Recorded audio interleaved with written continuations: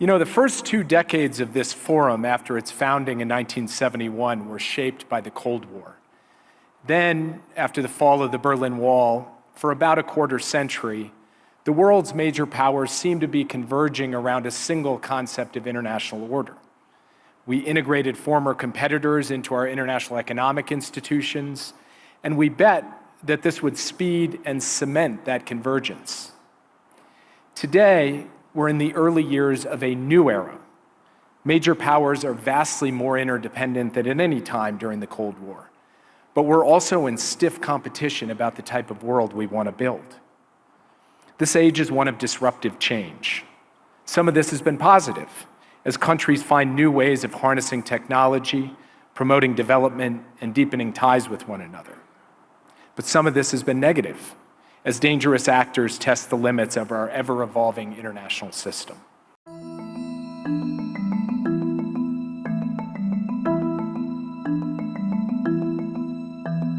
I've even heard the occasional comparison to the 1930s, but I proceed from the deep conviction that we are never doomed to repeat the past, and the passage from one era to another comes with the obligation and the opportunity to choose more wisely. And so, in the face of naked aggression, we are not turning inward. Under President Biden's leadership, we're rallying a global response to push back. We're pursuing intensive and proactive diplomacy to manage our most consequential relationships. We're investing in the sources of our own national strength and those of our allies and partners. We're not turning away from the international economic system, but adapting it to the challenges of today and tomorrow. And we're competing vigorously to shape the future of the international system.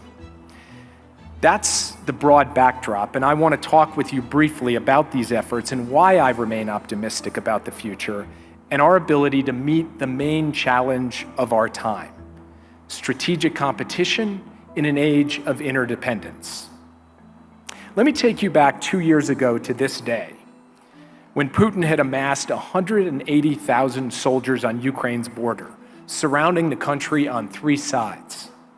He expected a quick victory, that he could send a column of tanks to Kyiv and topple the democratically elected government of Ukraine, that he could weaken NATO and restore Russia's sphere of influence.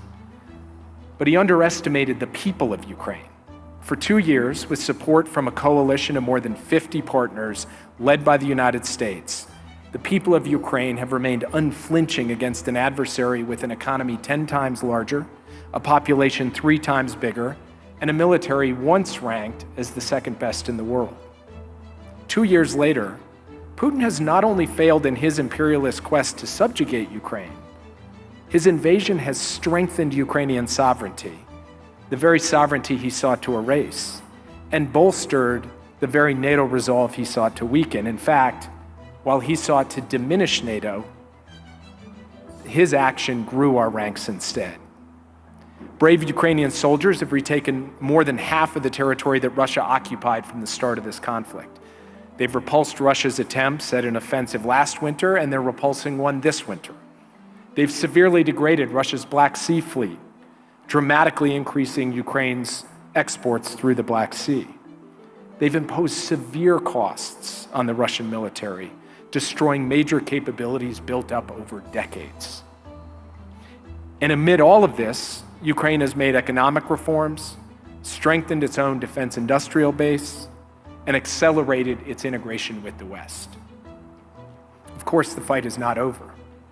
Russia has laid dense minefields across the front lines, making it harder for Ukraine to make major territorial gains.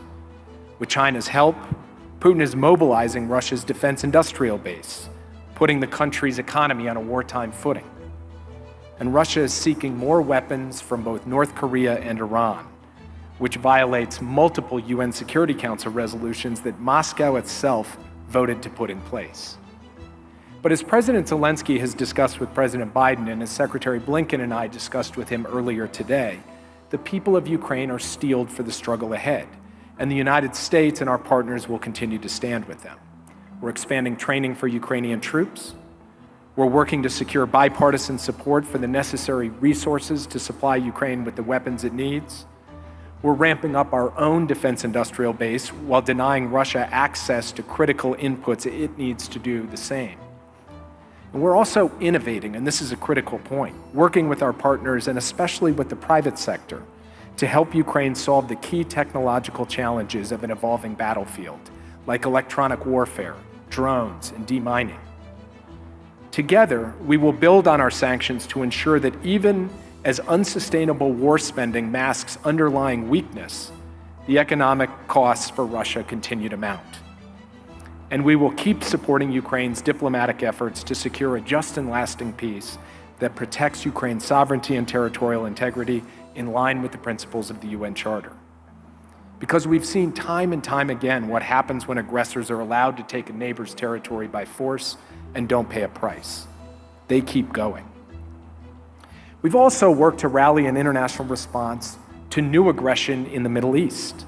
In the Red Sea, reckless attacks by the Iranian-backed Houthi rebels, including the use of anti-ship ballistic missiles, have threatened freedom of navigation in one of the world's most vital waterways.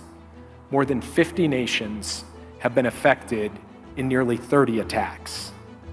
Last week, the United States and the United Kingdom, with support from Australia, Bahrain, Canada, and the Netherlands, struck a number of targets in Yemen used by the Houthis to stage and launch these attacks.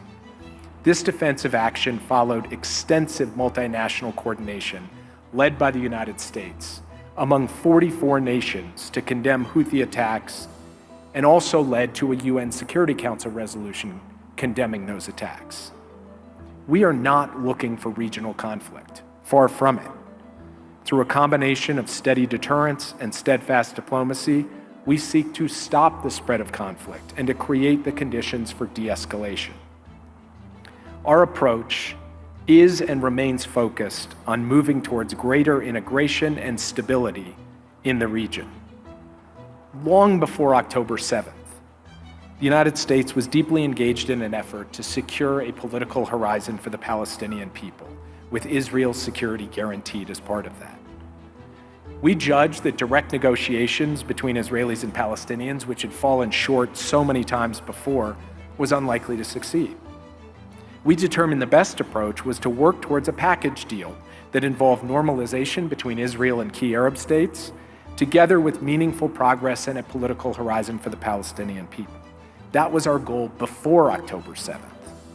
And it was our progress toward that goal that Hamas sought to destroy on October 7th, when they came across the border into Israel, viciously massacred 1,200 people, took more than 200 hostages, and then turned and fled, hiding behind an innocent civilian population and vowing to commit October 7th again and again. That is the reality Israel is contending with, a determined terrorist threat that chose as its battlefield the communities of innocent civilians, and still to this day holds more than 100 hostages in circumstances that are dire and deteriorating. Now, this does not lessen at all Israel's responsibility to conduct its campaign in a way that upholds international humanitarian law and abides by the moral and strategic necessity to distinguish between terrorists and innocent civilians.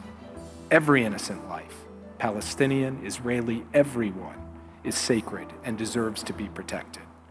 And the United States will continue to work with the rest of the world to secure the release of the hostages and to ensure the Palestinian people have access to the food, water, medicine, and safety that they urgently need and deserve as human beings.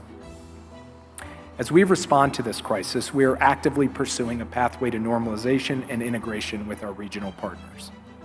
There's a lot to do, but we are working together day in and day out to think about what a future can and should look like after the conflict. A future where Gaza is never again used as a platform for terror. A future where Israelis and Arabs can live in peace, Palestinians have a state of their own, and Israel's security is assured.